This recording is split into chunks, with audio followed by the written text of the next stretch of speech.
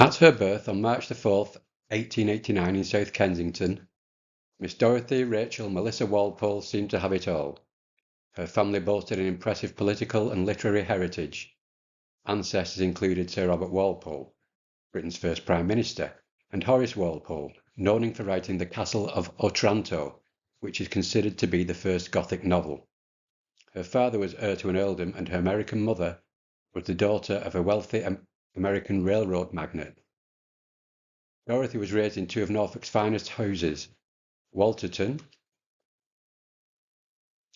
and Mannington. But her privilege was tempered by several factors, including the early death of her mother and the clear desire of her father for a male heir. When she was a young girl, she was known as Dolly, and the female relative told her she would never be beautiful, so she had better be interesting. And she was definitely interesting.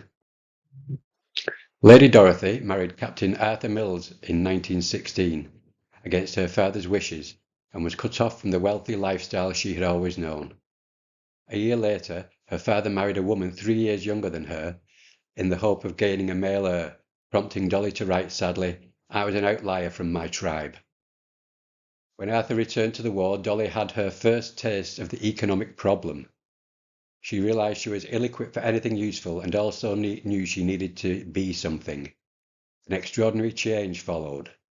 She wrote about learning to live without servants, to cook, clean, and wash clothes. She even had to dress herself. She took up writing to make ends meet. In 1916, she published Card Houses, her first novel. It was followed by 8 more novels: The Laughter of Fools, The Tent of Blue, The Road, The Arms of the Sun, The Dark Gods, Phoenix, Master, and Jungle.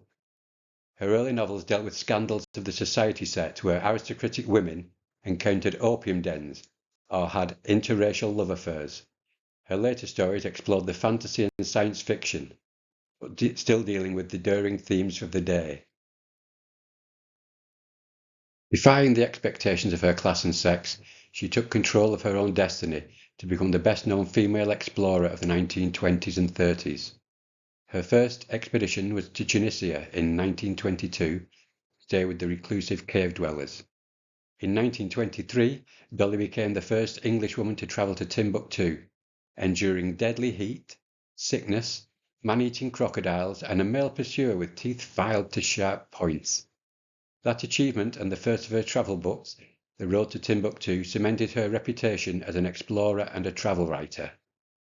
She never travelled with close companions, not even her husband Arthur, who undertook his own journeys to find writing material for the adventure stories he would become known for.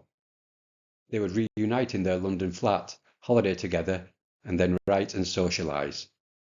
She also wrote feminist features for the emerging modern woman. Various places she explored remain troubled today, such as the Middle East, where changes to borders and regimes after the Great War had created hostilities and uncertainty.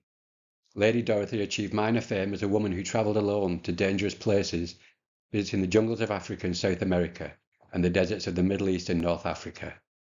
In Liberia, she was the first woman to cross the country to its furthest point, encountering cannibals on the way. He wrote 5 travel books: The Road to Timbuktu, Beyond the Bosphorus, Through Liberia, The Golden Land, a record of travel in West Africa, and The Country of the Orinoco. Her itinerary in 1925 was potentially dangerous: Asia Minor, Syria, the Holy Land, Jordan, and Iraq. In 1929, she was in a bad car crash and suffered a head injury, but that didn't stop her from going to South America. Dolly was elected a Fellow of the Royal Geographical Society, a rare honour for a woman at her time.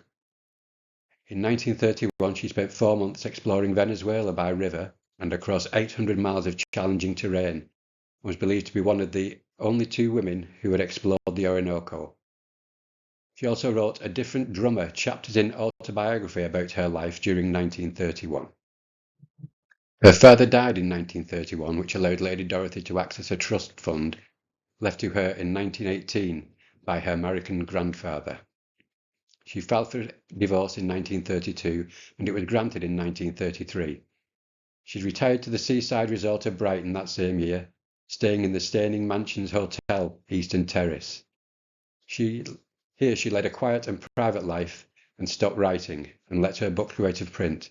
She died on the 4th of December, 1959. Today we take for granted the protection of inoculations for foreign travel.